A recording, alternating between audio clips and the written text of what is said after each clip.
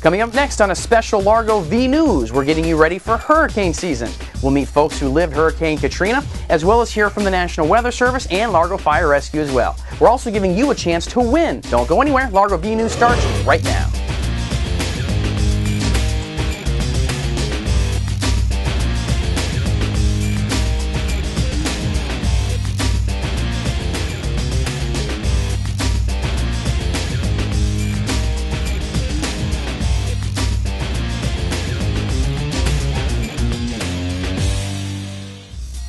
Hey there, and welcome to a special edition of Largo V News. I'm Brandon Graham. Thank you for joining us.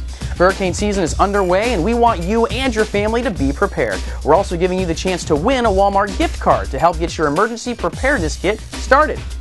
Now, emergencies and disasters have certainly been a part of our lives recently. In December 2010, a water main break in Pinellas County forced a boil water advisory for days.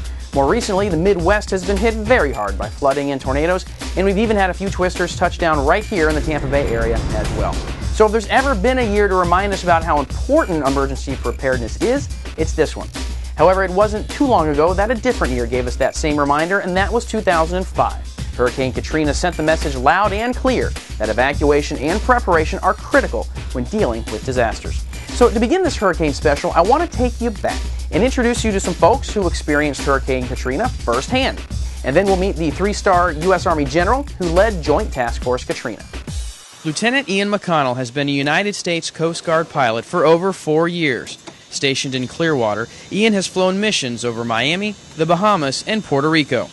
But after Hurricane Katrina slammed into the Gulf Coast on August 29, 2005, Lieutenant McConnell began a series of rescue missions he'll never forget. I got a call early in the morning saying, stay at home, pack a bag, and be ready if we need you. And then Monday night or Monday late afternoon, I got the call to say, come in Tuesday morning at 3 a.m.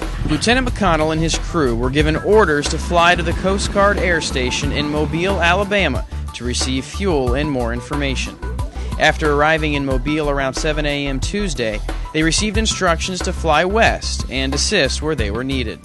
Well, we kept flying to the west just to search for damage, and then we started hearing these cryptic bursts of radio transmissions from Coast Guard helicopters that were already further west.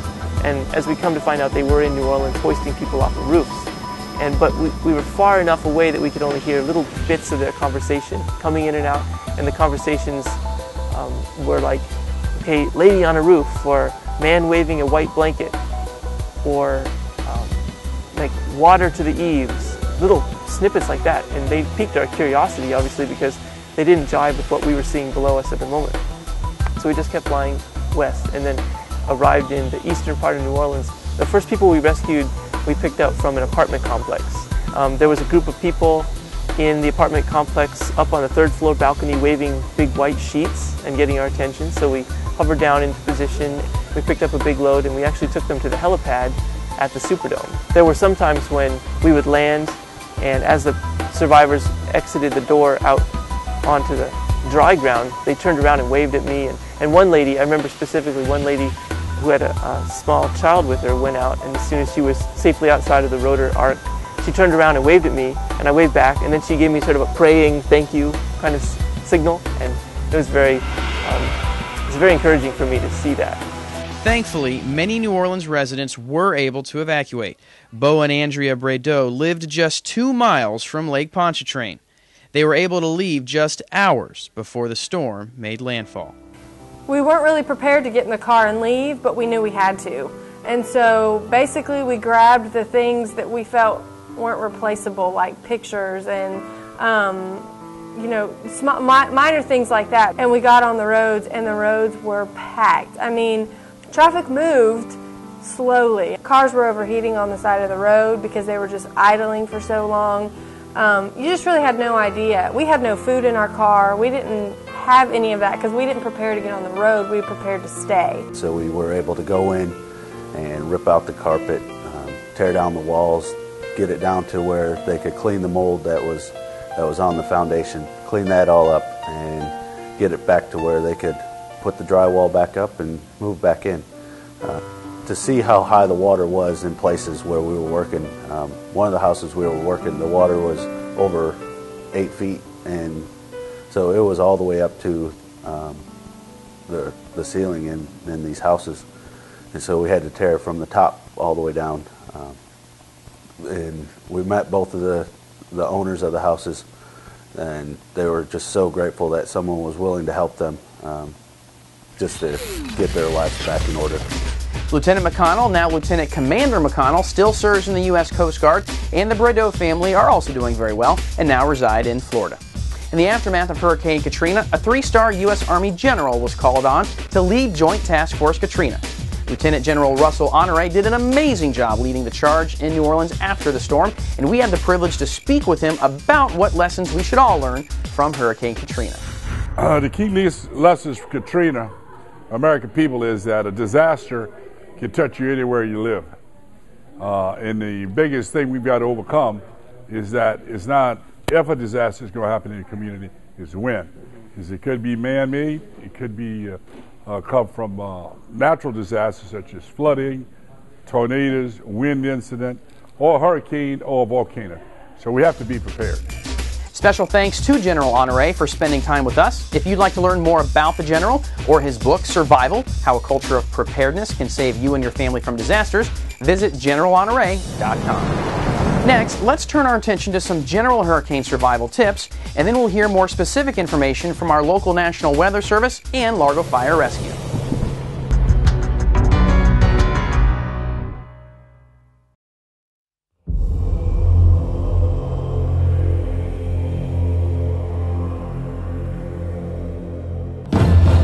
Could this be what your home looks like after the next hurricane strikes?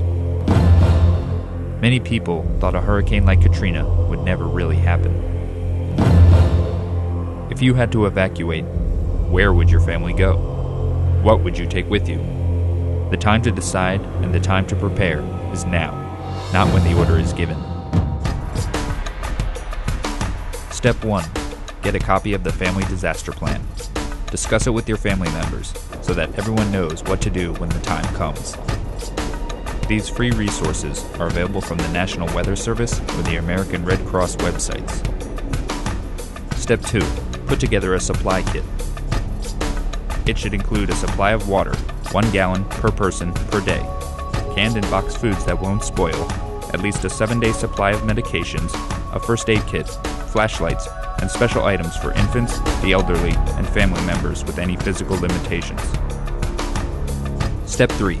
Buy a NOAA weather radio, all hazards. It will broadcast warnings, watches, and forecasts 24 hours a day, every day, until a hurricane or other dangerous weather event is gone. Weather radios are sold online or at any store that sells TVs and radios. When the National Weather Service issues a hurricane watch, it means a storm with sustained winds over 74 miles per hour is a possible threat within 36 hours. Pull out that emergency plan and double-check your kit. Install hurricane shutters, test your generator, and make sure you have enough fuel. Bring in patio furniture and any other loose items that could blow into windows. A hurricane warning means that the storm will hit your area in 24 hours or less. Only when emergency managers tell you to evacuate, then do so immediately. Many people who stayed put during Hurricane Katrina were severely injured or killed. Pack up your pets, medicines, the deed to your home, and other emergency items, and get out. It's only a matter of time before a devastating hurricane hits the coast where you live. Make sure you are prepared.